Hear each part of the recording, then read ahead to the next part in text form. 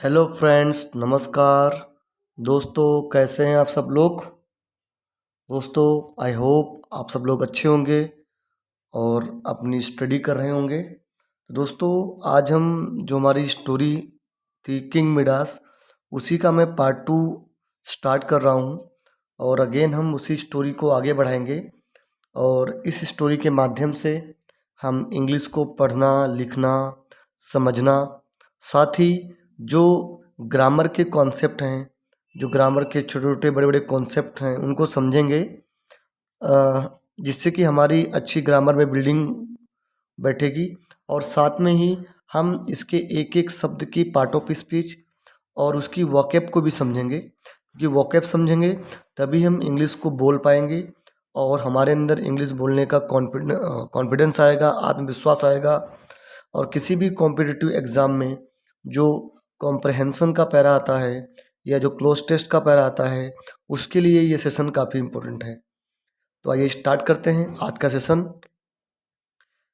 Session को start करने के पहले मैं आपसे रिक्वेस्ट करूंगा कि आप चैनल को सब्सक्राइब कीजिए, शेयर करिए, ताकि अधिक से अधिक लोग मुझसे जुड़ पाएँ और हमारा जो ग्रुप है वो काफ़ी बड़ा हो पाए और मुझे मोटिवेशन प्राप्त हो।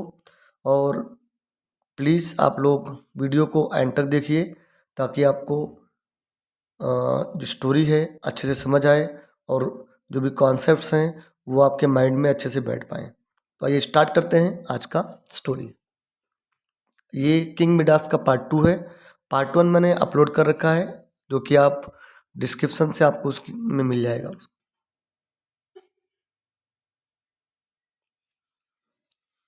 I wish that everything that I touch turns to gold, said Midas.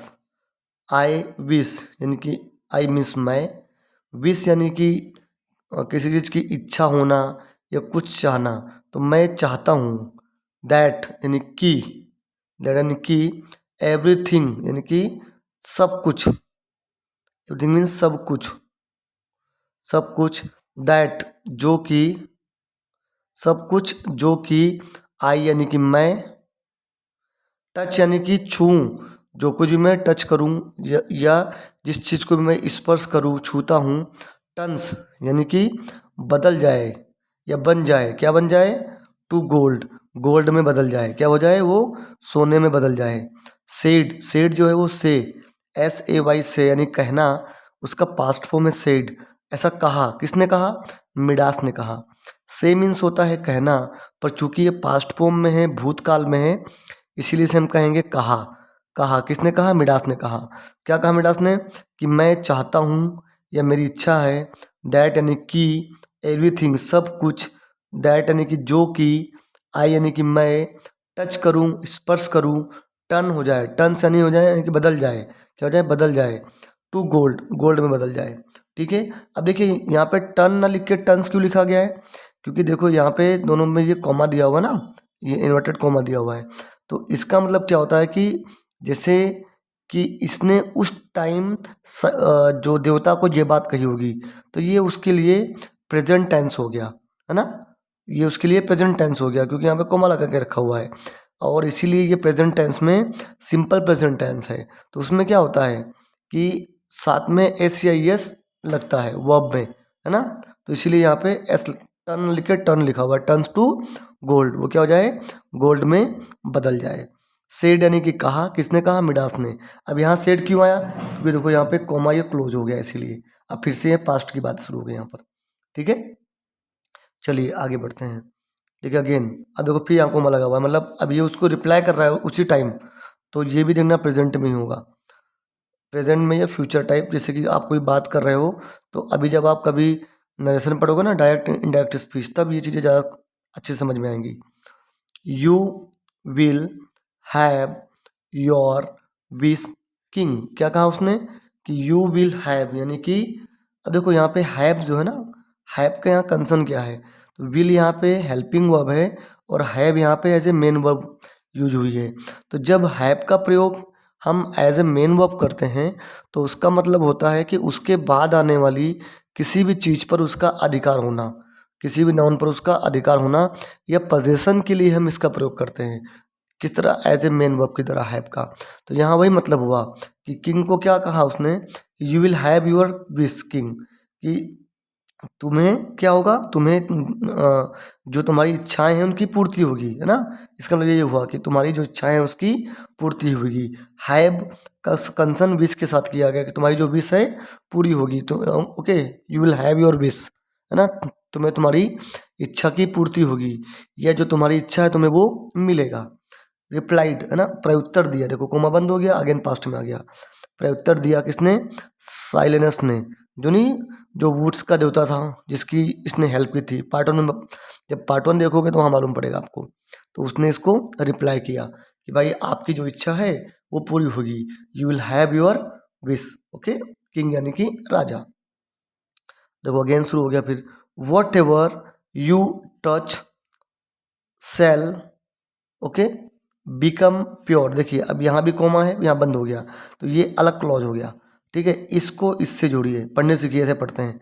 ठीक है, whatever you touch shall become pure gold. क्या बोला उसने कि वॉट एवर मीन्स जो कुछ भी, यू यानी कि तुम, टच करोगे, छुओगे, है ना, स्पर्श करोगे, सेल यानी कि हो जाएगी। ये आपका क्या है, हेल्पिंग वर्ब के रूप में यूज हुआ है। वो हो जाएगी, क्या हो जाएगी? बिकम यानी कि बन जाएगी। क्या बन जाएगी? प्योर गोल्ड की, शुद्ध सोने की बन जाएगी। क्या बन जाएगी? शुद्ध सोने की बन जाएगी, वो प्योर गोल्ड की बन जाएगी। ठीक है, अभी देखिए, फ्रॉम दिस वेरी मोमेंट, और कब से बन जाएगी? फ्रॉम यानी से, कब से? दिस यानी कि अभी से, वेरी मोमेंट अभी से, इसी मोमेंट से, इसी क्षण से, इसी क्षण से क्या हो जाएगा? जो भी तुम टच करोगे वो बिकम यानी बनना, बन जाएगी। क्या बन जाएगी? प्योर गोल्ड, है ना, शुद्ध सोने की बन जाएगी। ठीक है, पार्ट ऑफ स्पीच की बात करें तो गोल्ड जो है आपका यहाँ पे मटेरियल नाउन है। ठीक है, अब गोल्ड कैसा है? प्योर है, तो ये गोल्ड की विशेषता हो गई, गोल्ड के बारे में कुछ एडिशनल इन्फॉर्मेशन हो गई। अब चूंकि गोल्ड आपका मटेरियल नाउन है तो इसके बारे में जो एडिशनल इन्फॉर्मेशन देगा उसे हम कहेंगे एडजेक्टिव, इसीलिए प्योर जो है वो आपका एडजेक्टिव हो गया। ठीक है जी, चलिए आगे बढ़ते हैं।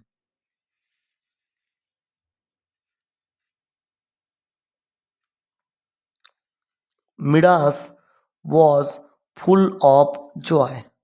अब जो मिडास है ना, मिडास वॉज मीन्स था, क्या था? परिपूर्ण था। फुल मीन्स होना है परिपूर्ण होना, क्या होता है? परिपूर्ण होना। वो परिपूर्ण था यानी कि भरा था, किससे भरा था?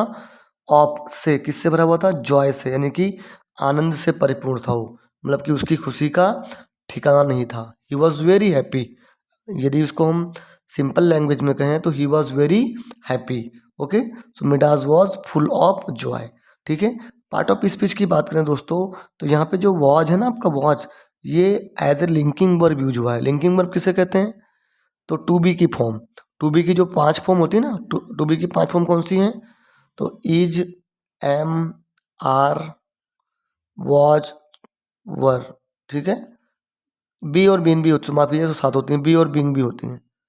ठीक है, ये ध्यान रखिएगा। तो इसे लिंकिंग वर्ब कहते हैं। अब लिंकिंग वर्ब कब होता है? इसे हम हेल्पिंग वर्ब कब कहेंगे, लिंकिंग वर्ब कब कहेंगे? तो अगर इसके बाद में कोई भी एडजेक्टिव दिया हो, ठीक है, या कोई कॉम्प्लीमेंट दिया हो नाउन का भी, तो उसे हम नाउन कॉम्प्लीमेंट कहते हैं, और उस केस में ये लिंकिंग वर्ब की तरह काम करती है। यानी कि अगर टू बी की फॉर्म दे रखी हो तब। ठीक है, तो यहाँ पे देखिए फुल जो है ये आपका एडजेक्टिव है, इसीलिए ये एज ए लिंकिंग वर्ब इसे हम कहेंगे कि ये लिंकिंग वर्ब है। ठीक है दोस्तों, तो मतलब ये इसमें मेरे समझाने का मतलब क्या है कि यहाँ पे ये आपका एडजेक्टिव है। ठीक है, तो मिडास क्या था? वो परिपूर्ण था, खुश था। किससे परिपूर्ण था? तो खुशी से परिपूर्ण था, खुशी से वो भरा हुआ था। ये यूँ कहो तो उसकी खुशी का ठिकाना नहीं था। ठीक है दोस्तों, चलिए।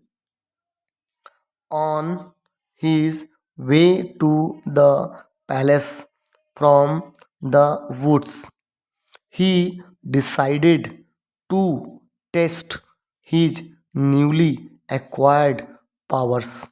ठीक है, ऑन का मतलब होता है पर, और ये है आपका प्रेपोजिशन पार्ट ऑफ स्पीच में, क्या होता है? पर। अब किस पर? हिज वे, तो उसके रास्ते पर, टू द पैलेस, ओके, महल की तरफ, है ना, महल के रास्ते पर। और यानी कि पर, हिज वे, तो उसके रास्ते पर, महल के, यूँ कहो कि उसके महल के रास्ते पर, ठीक है। फ्रॉम कहाँ से, अब कहाँ से रास्ते पर, तो फ्रॉम मीन्स से, कहाँ से, द वुड्स जंगल से, है ना। तो जंगल से, है ना, जंगल से, ओके, उसके महल के रास्ते पर ही, यानी कि उसने, ये आपका क्या है, ये आपका सब्जेक्टिव केस है ना। सब्जेक्टिव केस ऑफ प्रोनाउन, है ना। प्रोनाउन का सब्जेक्टिव केस है, किसका, फर्स्ट पर्सन प्रोनाउन का, है ना। तो ही यानी कि उसने, उसका मतलब होता है उसने क्या किया, डिसाइड किया, यानी कि उसने निश्चय लिया। डिसाइडेड जो है वो डिसाइड, DECIDE, डिसाइड का पास्ट फॉर्म है। उसने क्या निश्चय लिया, क्या निश्चय लिया, टू टेस्ट, टेस्ट करने का, परीक्षण करने का, जांचने का, किसको जांचने का, हीज यानी उसकी न्यूली एक्वायर्ड पावर्स को, जो उसकी न्यूली एक्वायर्ड यानी कि जो अभी प्राप्त हुई, न्यूली एक्वायर्ड मतलब क्या होता है, रिसेंटली ओबटेन, क्या होता है, जो अभी अभी आपको प्राप्त हुई हो, रिसेंटली ओबटेन। अगर आप चाहो तो इसका एक सिंपल दूसरा वर्ड भी लिख लीजिए, मीनिंग लिख लीजिए, होता है रिसेंटली ओबटेन्ड, जो जो अभी तुरंत प्राप्त हुई हो। तो क्या किया उसने, जांचने का निश्चय किया, किस चीज़ को, उसकी तुरंत प्राप्त हुई पावर्स को, यानी कि शक्तियों को। उसने कहा कि जो मुझे वरदान प्राप्त हुआ है, शक्तियाँ प्राप्त हुई हैं, let me check them out, चलो मैं उनकी जांच कर लेता हूँ, ऐसा उसने सोचा। ठीक है, ओके दोस्तों। चलिए अब देखिए यहाँ पे हीज, न्यूली एक्वायर्ड में हीज क्या है। आप लोग कहोगे सर ये प्रोनाउन है, नहीं, ये पॉजेसिव एडजेक्टिव है। क्या ये आपका पॉजेसिव एडजेक्टिव है, क्योंकि इसके बाद ऑलरेडी नाउन दिया हुआ है, पावर्स। तो जब नाउन, क्योंकि प्रोनाउन का प्रयोग ही हम नाउन को रिप्लेस करने के लिए करते हैं, ठीक है। तो ये इसीलिए इस केस में ये क्या हो जाएगा, आपका पॉजेसिव एडजेक्टिव हो जाएगा, पॉजेशन बनाने वाला एडजेक्टिव। ठीक है, चलिए। He stood gazing at a small green field of unripe corn. ही यानी कि वो, स्टूड यानी कि खड़ा रहा, है ना। स्टूड, स्टूड क्या है, वो आपका स्टैंड का V2 है। क्या है, स्टैंड का V2 है ना, यानी कि पास्ट फॉर्म है। स्टैंड का पास्ट फॉर्म क्या होता है, स्टूड होता है, ओके, यानी खड़े होना। तो वो खड़ा रहा, और क्या खड़ा रहा, कैसे खड़ा रहा, गेजिंग करते हुए। गेजिंग समझते हो, तो GAZE, गेज, गेज का मतलब होता है घूरना, किसी चीज़ को एकटक देखना।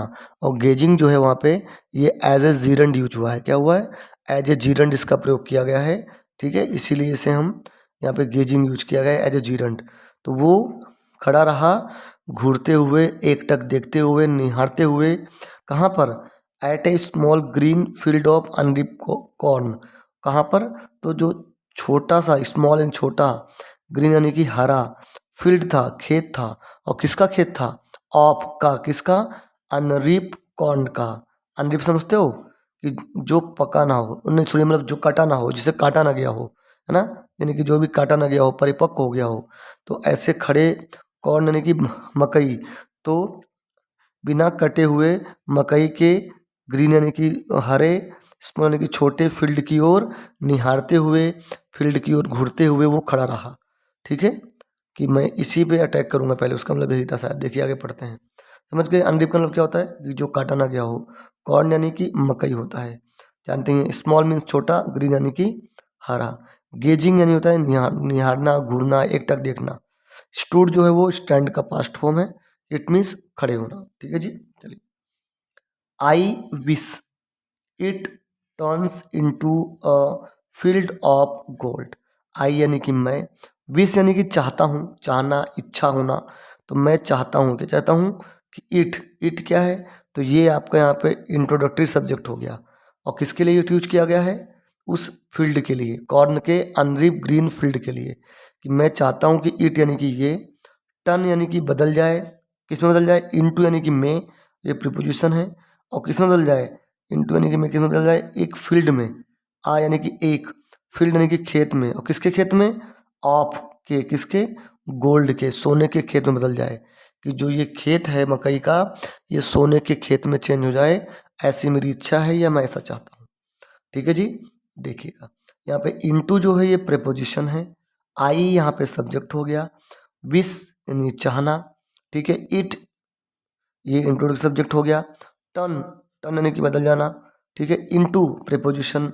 यहाँ पे हमने ए आर्टिकल का प्रयोग क्यों किया, एन का प्रयोग क्यों नहीं किया, क्योंकि इसके बाद जो नाउन दिया हुआ है फील्ड, जिसके लिए हमने आर्टिकल प्रयोग किया है, अगर फील्ड को आप हिंदी में लिखोगे तो कैसे लिखोगे, फील्ड, है ना, ऐसे लिखोगे ना।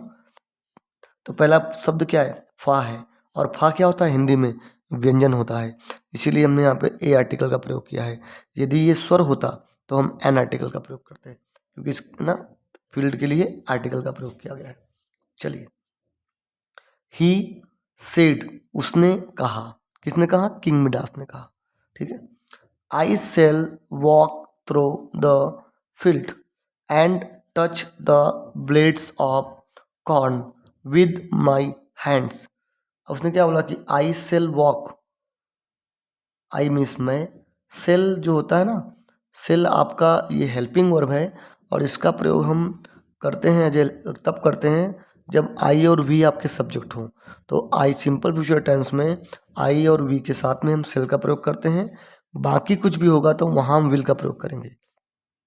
लेकिन लेकिन लेकिन लेकिन अगर जो आगे वर्ब यूज की जा रही, जो क्रिया की जाए, एक्शन है, वो कंफर्म पक्का हो, फ्यूचर में भी होना पक्का हो, तो हम आई और वी के साथ भी विल का प्रयोग कर सकते हैं। वो थोड़ा एक्सेप्शन कॉन्सेप्ट है ग्रामर में, ठीक है। तो क्या बोला कि आई सेल वॉक, तो मैं चाहूँगा, क्या चाहूँगा, वॉक करना, है ना, या यूँ कहो कि मैं करूँगा, मैं क्या करूँगा, मैं वॉक करूँगा, मैं चलूँगा, है ना, वॉक मीन्स चलना, चलूँगा, मैं चलूँगा। सेल जो है ना, ये फ्यूचर के लिए हेल्पिंग वर्ब है, तो इसका अगर ट्रांसलेट भी करोगे तो चलूँगा ऐसे मतलब गूंगा के संदर्भ में आ जाएगा। तो मैं चलूँगा, है ना, चलूँगा, थ्रो, थ्रो मीन्स होता है मध्य, के मध्य से, है ना, के माध्यम या मध्य से, किसके मध्य से चलूँगा, फील्ड के मध्य से चलूँगा।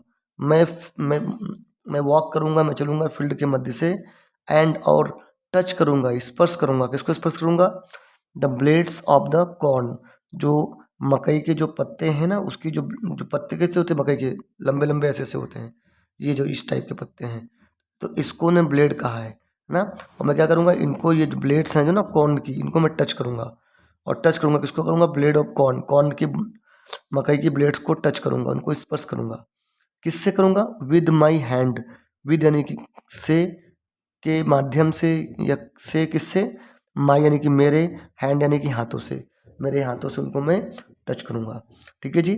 आइए हम पार्ट ऑफ स्पीच की बात करते हैं अगेन। तो आई आपका सब्जेक्ट हो गया, सेल हेल्पिंग वर्ब हो गया, वॉक मीन्स चलना, थ्रो आपका प्रीपोजिशन है, के माध्यम से, के मध्य से, फील्ड अगेन आपका नाउन हो गया, खेत, टच करना वर्ब हो गई, ब्लेड्स, है ना, ब्लेड किसकी हैं, कॉर्न की ब्लेड है, मकई की ब्लेड है, एज, ब्लेड को आप यहाँ पे एज ए एज किनारा भी यूज कर सकते हो, कह सकते हो।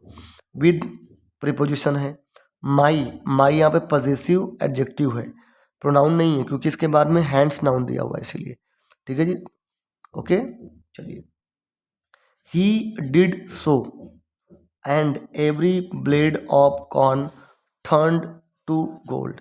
ही डिड सो, डिड क्या है, तो डिड जो है वो डू का पास्ट फॉर्म है, डू की 3 फॉर्म होती है ना, डू, डिड और डन, मीन्स होता है करना। तो ही यानी कि उसने, डिड यानी कि किया, क्योंकि ये पास्ट हो गया तो किया कहेंगे, करना होता है प्रेजेंट में, किया, उसने किया, सो यानी कि ऐसा किया, कैसा किया, जैसा उसने ऊपर कहा था कि मैं टच करूंगा ब्लेड्स को और गोल्ड बन जाएगा, उसने ऐसा किया। एंड, एंड ने की, और every blade of corn, every यानी कि हर एक ब्लेड जो कॉर्न की थी, टर्न हो गई, बदल गई, बन गई, क्या बन गई, टू गोल्ड, गोल्ड में बदल गई, वो क्या हो गई, वो सोने में बदल गई, एक एक ब्लेड, ठीक है, कॉर्न की, उस मकई की, ठीक है। चलिए आगे करते हैं।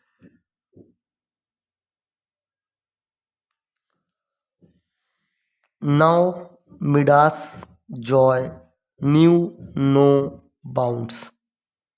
देखिए यहाँ पे एक इडियम का प्रयोग किया गया है, एक मुहावरे का प्रयोग किया गया है, न्यू नो बाउंड। इसका जो पूरा मुहावरा होता है कि समवन है न्यू नो बाउंड, है ना।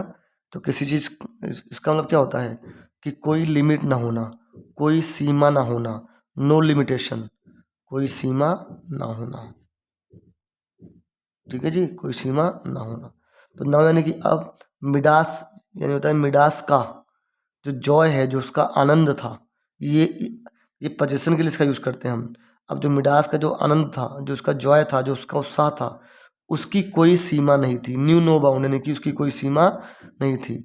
न्यू यूज किया गया है, बेसिकली ये नो न्यू बाउंड होता है, न्यू यूज किया गया क्योंकि ये इसका पास्ट फॉर्म है, स्टोरी की बात है इसलिए, ठीक है। अब जो मिडास का जो आनंद था, जो उसका जॉय था, उसकी कोई सीमा नहीं थी। ठीक है। He ran back to his palace crying. He यानी कि वो आपका फर्स्ट पर्सन है ना, प्रोनाउन है जो सब्जेक्टिव केस में यूज किया गया है यहाँ पर ना। वो क्या हो गया, वो रन यानी कि भागा। रन जो है वो रन, इसकी बेस फॉर्म होती है, इसका पास्ट फॉर्म होता है रन, भागना। तो वो दौड़ा, बैक यानी कि वापिस, टू हिज पैलेस, उसके पैलेस की तरफ, है ना। हिज पैलेस में हिज अगेन पजेसिव एडजेक्टिव है क्योंकि इसके बाद में पैलेस नाउन दिया हुआ है। तो वो दौड़ा वापस उसके पैलेस की तरफ। क्राइंग, क्राइंग मीन्स रोना भी होता है बट यहाँ चिल्लाना होगा, चिल्लाते हुए, उत्साह से चिल्लाते हुए। I have the golden touch, I have the golden touch यानी कि मेरे पास क्या है, गोल्डन टच है, यानी कि मैं जो भी टच करूँगा it will turn into gold. तो इसी उत्साह में वो चिल्लाते हुए अपने पैलेस की तरफ वापस भागा। ठीक है जी। दोस्तों ये था आपकी स्टोरी का पार्ट 2। हम आगे इसका पार्ट 3 कल कवर करेंगे। तब तक आप लोग इस स्टोरी को देखिए। And if you find any difficulty, माफ़ कीजिएगा, तो प्लीज़ डू कमेंट। मैं डेफिनेटली आप लोगों की हेल्प करूँगा। और वंस अगेन आपसे रिक्वेस्ट है कि चैनल को अधिक से अधिक सब्सक्राइब कीजिए। आप लोग सब्सक्राइब नहीं कर रहे हैं, ना तो शेयर कर रहे हैं, जिससे कि मुझे अधिक से अधिक मोटिवेशन मिल पाए। और if you want any kind of video, like अगर आप चाहते हैं कि मैं किसी क्लास का सिलेबस स्टार्ट करूं, तो आप प्लीज़ आप कमेंट कीजिए, will definitely help you out. Thank you very much, keep watching, keep subscribing my channel. Thank you very much.